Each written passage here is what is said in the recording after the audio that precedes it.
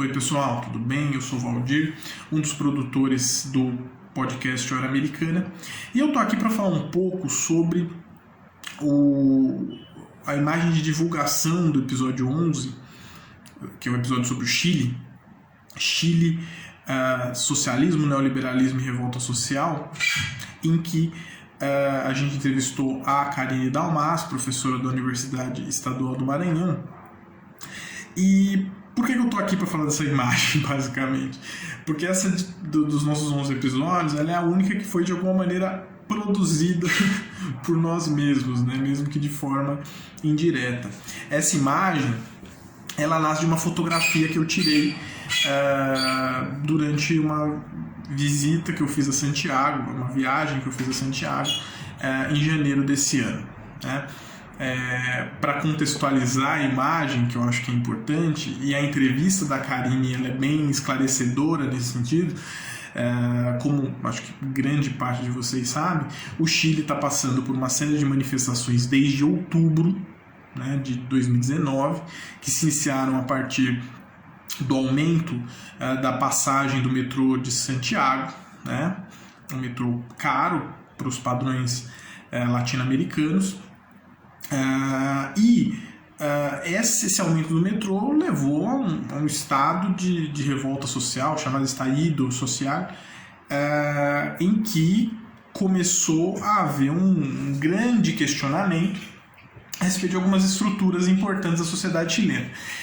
Estruturas que foram concebidas lá na ditadura do Pinochet, né? Em particular a Constituição de 1980. É impressionante e é surpreendente pensar que o Chile ele se torna ele retoma a democracia, mas ele mantém uma constituição ditatorial. E por outro lado o sistema neoliberal, né? Que foi estabelecido pelo Pinochet, que privatizou praticamente todos os serviços públicos básicos em termos sociais, a saúde, a educação, a previdência social. E esse legado, digamos assim, essa herança maldita do governo do Pinochet, ela é isso que está sendo de alguma maneira questionada, né? Isso e o fato de 30 anos após a redemocratização, essas estruturas terem sido mantidas, inclusive pelos diversos governos de esquerda e centro-esquerda que o Chile vivenciou desde 1990, quando houve a redemocratização. Bom, dito isso, o que mais me chamou a atenção nesse momento que eu tive no Chile, para além das manifestações e dos confrontos, o Chile em janeiro continuava tendo confrontos entre os manifestantes e a polícia praticamente todo dia, principalmente às sextas-feiras. Sextas-feiras eram dias mais tensos, em que a violência era ainda maior, em que a tensão era ainda maior, em que os confrontos eram maiores. Então, em janeiro, ainda o clima muito tenso, com muitas manifestações, muito confronto entre os manifestantes e a polícia. Mas, para além disso, para além de eu estar vivendo esse momento em janeiro no Chile, o que mais me chamou a atenção foi, de fato, a arte urbana, vamos dizer assim, né? A cidade de Santiago estava coberta por cartazes, grafites, pichações em toda a cidade. Toda a cidade. E manifestações críticas, manifestações que questionavam o governo Piñera, o governo do atual presidente, Sebastián Piñera, que fazia grandes referências ao período da Unidade Popular, do Salvador Allende, que foi o presidente derrubado pelo golpe militar, o golpe civil-militar de 1973, de 11 de setembro de 73. Fazia críticas também aos governos de esquerda que mantiveram os modelos pinochetistas, né? A própria Bachelet também era bastante criticada em alguns cartazes. Eram cartazes, pichações, grafites que também, para além das menções à história, para além da crítica aos políticos, também traziam a questão do feminismo, dos movimentos relacionados à identidade de gênero. A questão indígena também aparecia de maneira muito forte. E é interessante porque, andando pelas ruas de Santiago, o que eu percebia é que não só as pessoas falavam, mas a cidade falava, né? A cidade pulsava, a cidade, com esses cartazes, com essas manifestações, ela tinha vida própria, nesse contexto das manifestações, né? A cidade falava. Isso é impressionante.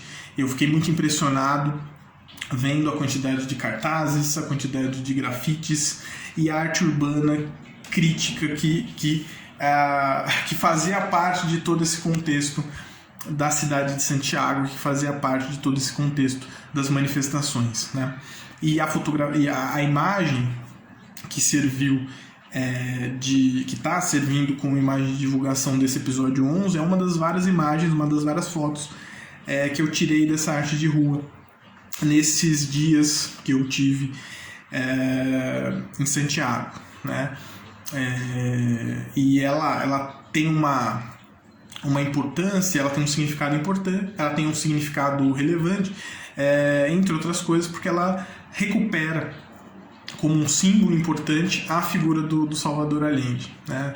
Como esse personagem de um momento da história chilena em que uma proposta de uma sociedade mais justa, mais igual, ela foi quebrada, ela foi rompida por um golpe militar em 73, né? Então, por isso, a figura do Allende e da Unidade Popular, daquele começo dos anos 70, ela retoma, ela aparece com força também nessa arte urbana, nesse momento que o Chile está vivendo.